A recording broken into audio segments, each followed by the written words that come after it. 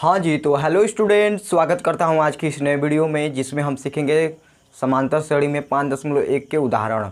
पिछले वीडियो में हमने आपको बताया था कि समांतर श्रेणी क्या होती है और उस पर एक उदाहरण भी सॉल्व करवाया था।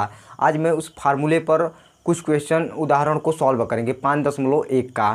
तो चलिए स्टूडेंट, हम उदाहरण को सॉल्व करते हैं। तो हमने सवाल यहाँ पर लिख दिया है, लेकिन मैं जिस फार्मूले पर लगाऊंगा उस फार्मूले को मैं एक बार और फिर से बता देता हूँ। तो देखिए, हमने क्या फार्मूला पढ़ा था। मान लिया था कि किसी में मान लीजिए कि n पद है, तो nवां पद ज्ञात करने के लिए एक फार्मूला बताया था a plus n minus 1 into में d। इससे हम ज्ञात कर सकते हैं इस सवाल को, यानी इस सवाल में जो पूछेगा हम ज्ञात कर सकते हैं। तो चलिए स्टूडेंट, इसी पर हम सवाल को सॉल्व करते हैं। तो इस सवाल में क्या कहा है, अनुक्रम 3, 6, 9, 12 डैश डैश डैश 111 में पदों की संख्या ज्ञात कीजिए। तो हमने स्टूडेंट बताया था पदों की संख्या क्या होती है। तो हमने फार्मूले में बताया था कि n को पदों की संख्या कहते हैं, और nवां पद जान गए होंगे कि उसे क्या कहते हैं, nवां पद ही कहते हैं। तो चलिए स्टूडेंट, इसे ज्ञात करते हैं। तो हल में क्या लिखेंगे, सबसे पहले यहाँ पर हल लिखेंगे। तो हल लिख लेते हैं और जो जो दिया है उसे लिख लेते हैं। तो क्या दिया है उसे लिखेंगे।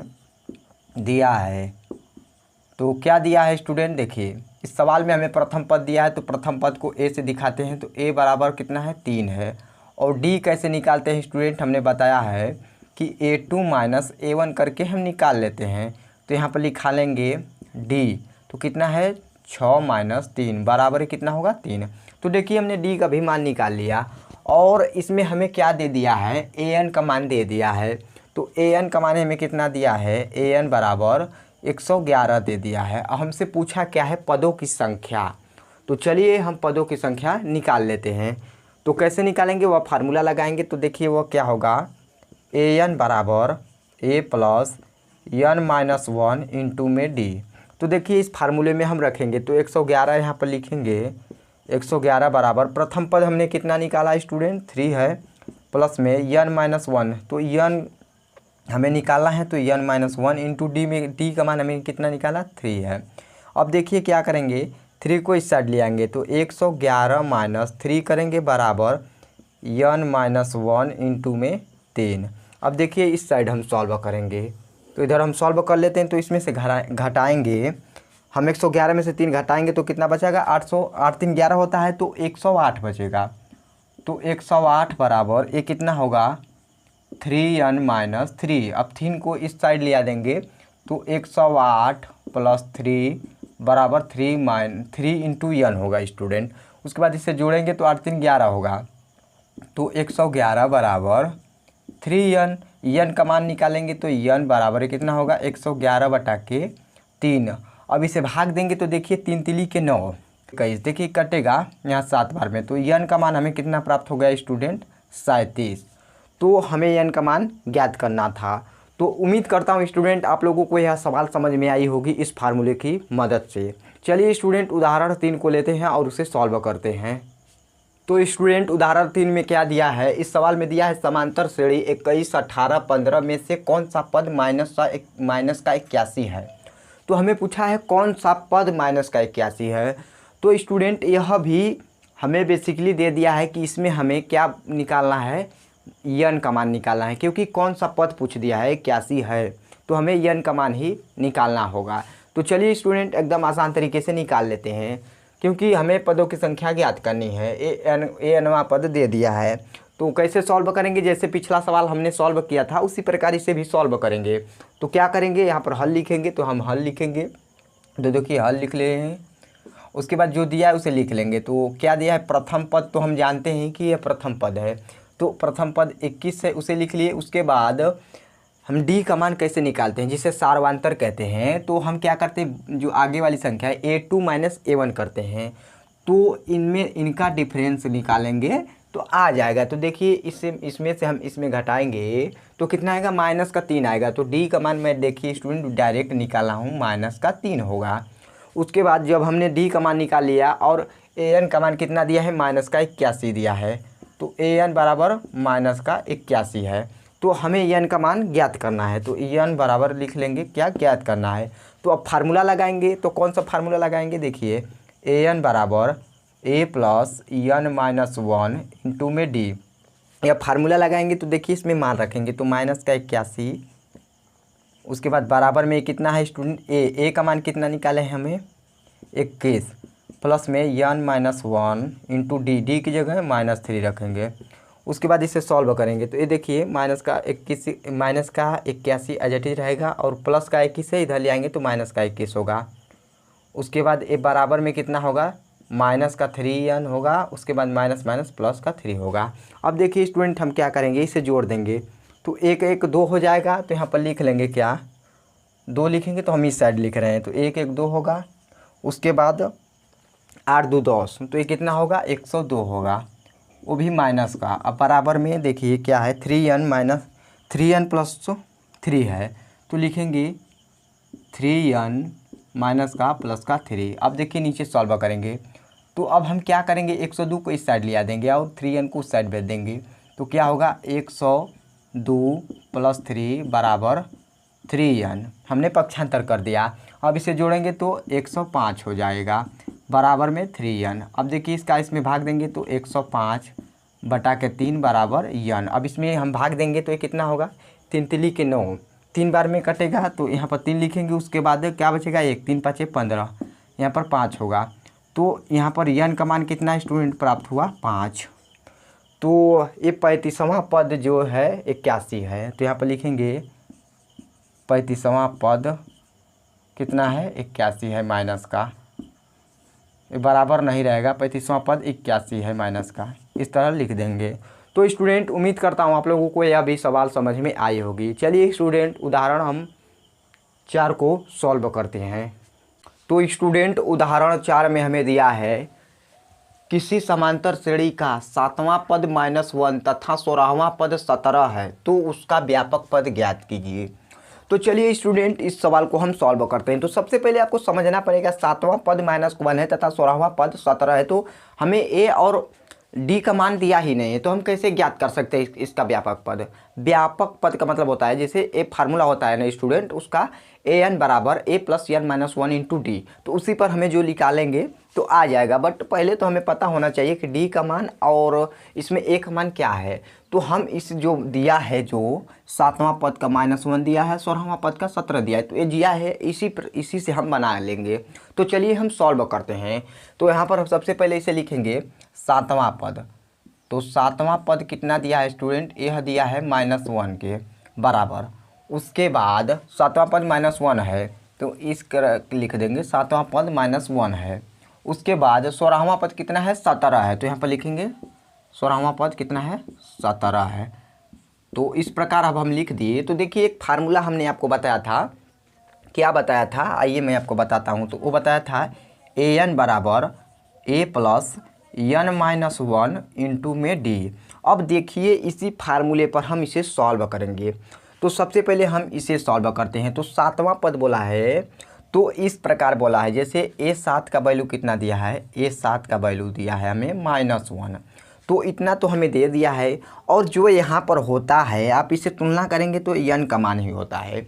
तो स्टूडेंट आपको समझना पड़ेगा कि n का मान हमें दे दिया है, तो अब इस फार्मूले में हम रख देंगे। तो देखिए क्या होगा, इसका मान तो दिया ही है, a7 का मान -1 दिया है तो a7 का मान -1 रखेंगे बराबर में a नहीं दिया है तो a को एज इट इज उतार देंगे। उसके बाद प्लस में n की जगह क्या रखेंगे स्टूडेंट, ये 7 रखेंगे। तो 7 -1 इंटू में डी। देखिए कुछ हमने नहीं किया, फार्मूले में जो दिया था उसी प्रकार हमने रख दिया, बस जो नहीं दिया है उसे नहीं लिखे। देखिए डी का मान नहीं दिया था नहीं रखे हैं, ए का मान नहीं दिया था नहीं रखे, लेकिन n का मान और a-1 दिया था तो हमने रख दिया। अब देखिए नीचे सॉल्व करेंगे तो a-1 बराबर a प्लस 6d हो जाएगा। इसे हम क्या मान लेंगे, समीकरण 1 मान लेंगे स्टूडेंट। तो हम इसे समीकरण 1 मान लेते हैं। अब इसे एज इट इज हम छोड़ देंगे। अब देखिए दूसरा क्या कहा है, दूसरा में कहा है तो उसे हम यहीं पर देखेंगे। तो 16वां पद 17 है, तो क्या करेंगे 17 बराबर क्या करेंगे a प्लस और यहाँ पर क्या लिखेंगे 16 -1 इंटू में डी। सेम उसी प्रकार करेंगे जिस प्रकार हमने इसे सॉल्व किया। तो यहाँ पर 17 एज इट इज उतार देंगे। उसके बाद क्या हो a प्लस यहाँ पर क्या होगा 15d होगा। ए कितना होगा समीकरण 2 है। अब देखिए स्टूडेंट, अब हम क्या करेंगे, इन दोनों समीकरणों को सॉल्व कर लेंगे विलोपन विधि से या फिर प्रतिस्थापन विधि से। यह विधि आपको मैंने जब दो चर वाला रैखिक समीकरण पढ़ाया था तो आपको याद होगा। तो चलिए अब हम यहाँ पर इसे सॉल्व करते हैं। तो सबसे पहले हम समीकरण 2 को लिखेंगे, उसके बाद समीकरण 1 को। तो हम सीधा करके लिखेंगे। तो यहाँ पर क्या लिखेंगे, a + 15d बराबर कितना है, 17 है।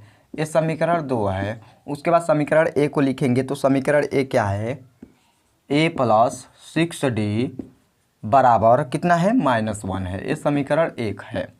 अब हम क्या करेंगे, अब देखिए स्टूडेंट, अब हम क्या करेंगे, अब इसे हम घटा देंगे। तो घटाएंगे तो चिन्ह परिवर्तित हो जाएगा और कट जाएगा। तो यहाँ पर घटाएंगे तो जो प्लस का होता है वो माइनस को जाता है, जो प्लस का होता है वो माइनस को जाता है, और जो माइनस का होता है वो प्लस का हो जाता है। तो चिन्ह पर देखिए माइनस हो गया, ए माइनस ए प्लस हो गया। अब देखिए कट गया। उसके बाद इसमें से हम घटाएंगे तो 9 6 15 होता है। तो यहाँ पर 9d बचेगा, वो भी प्लस का। अब बराबर में देखिए हम क्या करेंगे, 17 में से जब 1 घटाएंगे तो यहाँ पर घटाएंगे नहीं स्टूडेंट, जोड़ देंगे। तो 17 में 1 जोड़ेंगे तो कितना होगा, 18 होगा। और d का मान हम निकालेंगे। तो अब मैं डायरेक्ट काट दिया, 9 दूना के 18 2 होगा, बट मैं आपको बताता हूँ कि 18/9 कट करेंगे तो 2 आएगा। तो देखिए हमने d का मान निकाल लिया। अब हम क्या करेंगे स्टूडेंट, देखिए जब d का मान आ गया d = 2, तो अब हम नहीं निकाल सकते हैं। और पहला पद देखिए फार्मूले में रखेंगे। तो जो हमने निकाला है समीकरण 1, a + 6d बराबर -1, तो इसमें हम मान रखेंगे d का मान, तो a का मान प्राप्त हो जाएगा। तो यहाँ पर हम रख देते हैं। तो देखिए क्या होगा, हम पहले लिख लेते हैं a + 6d बराबर -1। इसमें हम क्या करेंगे, d का मान रखेंगे। तो a + 6 × d की जगह कितना रखेंगे, 2 रखेंगे, बराबर -1। तो a प्लस कितना होगा, 6 दूना के 12, 12 बराबर -1। क्या करेंगे कि a बराबर उसे पक्षांतर कर देंगे। तो a माइनस का 12 होगा, a माइनस का 1 एज इट इज है। तो a का मान कितना प्राप्त होगा, -13। तो देखिए स्टूडेंट, हमने a का भी मान निकाल लिया बहुत ही आसान तरीके से। अब बोला है व्यापक पद ज्ञात करने के लिए, तो अब इस साइड हम सॉल्व कर लेंगे। देखिए इस साइड चिन्ह लगा देंगे। तो a फार्मूले में रखेंगे, क्या रखेंगे, an बराबर a + n-1 इंटू में d। अब जो मान दिया है उसे लिख लेंगे। तो an नहीं दिया है तो नहीं लिखेंगे। a का मान कितना अभी हमें निकालें, -13, प्लस में n का मान नहीं निकाले हैं तो n को एज इट इज छोड़ देंगे, n-1 इंटू d का मान अभी हमने निकाले, कितना निकाले हैं, 2 निकाले हैं, तो 2 लिख लेंगे। अब इसे सॉल्व करेंगे। तो an बराबर कितना है, -13 है। उसके बाद 2 का इसमें गुना करेंगे, प्लस का 2n - 2 होगा। अब देखिए इसे सॉल्व करेंगे तो an बराबर कितना होगा, 13 और ये 2 मिलकर कितना हो जाएगा, 15 हो जाएगा। 13 14 15, तो -15 प्लस का 2n होगा। अब इसे सिस्टमेटिकली लिख लेंगे। तो an बराबर 2n - 15। तो देखिए यही इसका आंसर है। n का मान अगर दिया होता तो हम सॉल्व कर लेते, बट नहीं दिया है तो नहीं सॉल्व करेंगे। तो उम्मीद करता हूँ स्टूडेंट आप लोगों को यह सवाल समझ में आई होगी। चलिए मैं एक बार और आपको बता देता हूँ। तो देखिए क्या क्या था कि 7वां पद -1 दिया था और 16वां पद 17 दिया था। तो हमने कुछ नहीं किया, जो दिया था यहाँ पर लिख लिया। उसके बाद इस फार्मूले में रख दिया, an बराबर a + n-1 इंटू d में रखा। तो देखिए 7वां पद -1 दिया है, तो क्या करेंगे कि a 7 का मान दिया है, जैसे a 7 का मान -1 दिया है, तो जो भी an की जगह अगर यहाँ पर 7 है तो n का मान दे दिया होता है। तो बेसिकली ये 7 जो है n का मान दिया था। उसके बाद हमने इस फार्मूले में रखा और जो समीकरण बनाना था बना दिया। तो ये आपका रिजल्ट सामने है। तो स्टूडेंट उम्मीद करता हूँ आप लोगों को ये क्वेश्चन समझ में आया होगा। चलिए उदाहरण 5 को सॉल्व करते हैं। तो स्टूडेंट उदाहरण 5 में हमें दिया है, इस सवाल में क्या दिया है 7 से विभाजित होने वाली 2 अंकों की कुल संख्या कितनी होगी। तो चलिए स्टूडेंट हम इस सवाल को सॉल्व करते हैं। तो आपको समझना पड़ेगा 2 अंकों की संख्या क्या होती है। तो स्टूडेंट 2 अंकों की संख्या 100 के नीचे ही लेते हैं। तो देखिए अब हम क्या करते हैं कि ये 2 अंकों से संख्या बोला है, तो हम क्या करेंगे 7 से देखेंगे कि कितनी विभाजित है 2 अंकों की संख्या। तो चलिए इसे सॉल्व करते हैं। तो इसे हम सॉल्व कैसे करेंगे स्टूडेंट, सबसे पहले हम कैसे सॉल्व करेंगे स्टूडेंट, सबसे पहले 7 का हम क्या करेंगे 100 में भाग देंगे। तो 100 में भाग देंगे, अगर देखेंगे जितना शेष फल बच रहा है वह हम उसमें से 100 में से घटा देंगे, तो वो 7 से विभाजित हो जाएगा। तो चलिए हम आपको यहाँ पर बताते हैं। तो सबसे पहले हम 100 में 7 का भाग देंगे। तो यहाँ पर हम भाग देते हैं। तो देखिए कितने बार में जाएगा, 7 एकम 7, यहाँ पर 1 होगा। उसके बाद इसे घटा देंगे तो यहाँ पर 3 बचेगा, 0 डालेंगे तो ये कितना होगा, 7 चौके 28, तो यहाँ पर 4 होगा। उसके बाद 28 लिख लेंगे, यहाँ पर 2 बचेगा। उसके बाद हम क्या करेंगे स्टूडेंट, ये शेषफल 2 बच रहा है तो अब हम इसे छोड़ देंगे। अब देखिए क्या करेंगे स्टूडेंट, ये जो 2 बच रहा है हम 100 में से यहाँ पर घटाएंगे। ये जो शेषफल 2 बच रहा है ना, हम 100 में से घटाएंगे तो 100 यहाँ पर लिख लेंगे और -2 करेंगे तो देखिए यहाँ पर क्या बचेगा, 98 बचेगा। अब हम क्या करेंगे, जो भागफल आया है इसका इसमें भाग देंगे, 14 7 98 कट जा रहा है तो क्या करेंगे कि जो है 2 अंकों की संख्या जो लास्ट में है वो 98 विभाजित हो जाएगा। तो उसके बाद हम 98 को ले लेते हैं। उसके बाद नीचे जो है जैसे 14 है, 28 है, 7 दूना के 14, 7 लिख के 21, 7 चौका 28 डैश डैश करके हम ले लेंगे। तो इतना तो हमें पता ही है और लास्ट में जो संख्या हमें प्राप्त हुई 98, उससे ज़्यादा विभाजित नहीं हो सकता है। तो इतना हम ले लिए। अब इसे हम सॉल्व करते हैं तो चलिए देखते हैं। अब यहाँ पर क्या लिखेंगे स्टूडेंट, देखिए यहाँ पर लिखेंगे 14, 21, उसके बाद 28 डैश डैश करके उसके बाद 98 लिख देंगे, इस श्रेणी में लिख देंगे। अब हमसे क्या पूछा है कि 7 से विभाजित होने वाली 2 अंकों की कुल संख्या कितनी होगी। तो हमें संख्या पूछा है, यानी पदों की संख्या n पूछा है और an का मान हमें बेसिकली 98 दे दिया है। तो चलिए अब हम निकालते हैं बहुत ही आसान तरीके से। तो अब फार्मूला लगाएंगे, कौन सा, यह वाला, an बराबर a प्लस n-1 इंटू में d। तो अब सबसे पहले क्या क्या निकालेंगे, प्रथम पद तो दिया है a है तो a बराबर कितना है, लिख लेंगे a बराबर 14 दिया है। d का मान कैसे निकालते हैं, d का मान a2 - a1 करके निकालते हैं। तो 21 में से हम क्या घटाएंगे स्टूडेंट, हम 14 को घटाएंगे तो यहाँ पर d का मान कितना आएगा, 7 आएगा, क्योंकि गुणज है, 7 दूना के 14, 7 लिख के 21। तो यहाँ पर d का मान 7 आ गया।